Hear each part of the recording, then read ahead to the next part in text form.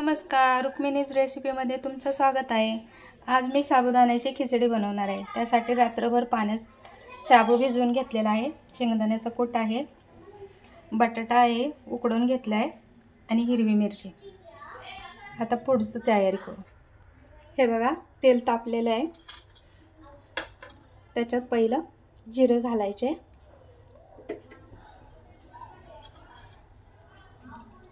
जिरे भाजून झाल्यावरती मग हिरवी मिरची घालायची।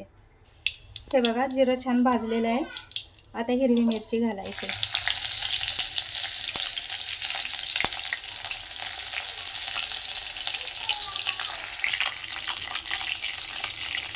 हिरवी मिरची छान भाजली आहे। आता उकडलेला बटाटा तेलात सोडायचा।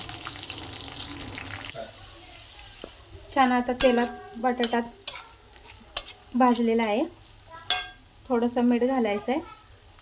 वरतून परत खिचडीला टाकायचं आहे मीठ, त्याच्यामुळे थोडंसं आधी घालायचं आहे। छान अशी परतून घ्यायचा आहे बटाटा।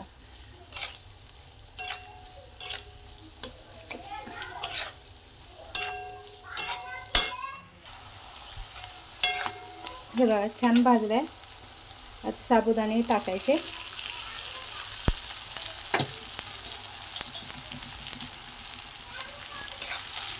आणि आता कूट घालायचा।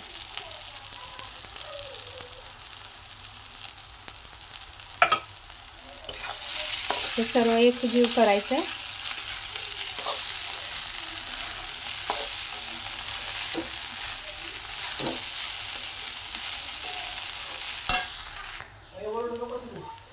थोडंसं मीठ घालायचं आहे, अगोदर घातलेलं होतं, आणि 1 ते 1.5 चमचा साखर घालायची। हे सर्व एकत्र करायचं आणि बारीक गॅसवरती वाफेवरती खिचडी शिजवून घ्यायची।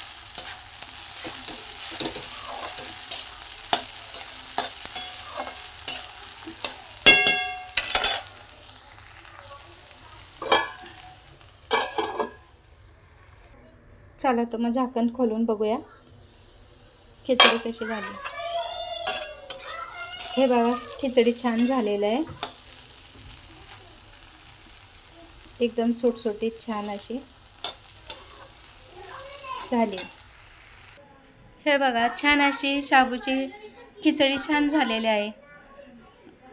तुम्ही पण घरी नक्की बनवा। थँक्यू, धन्यवाद।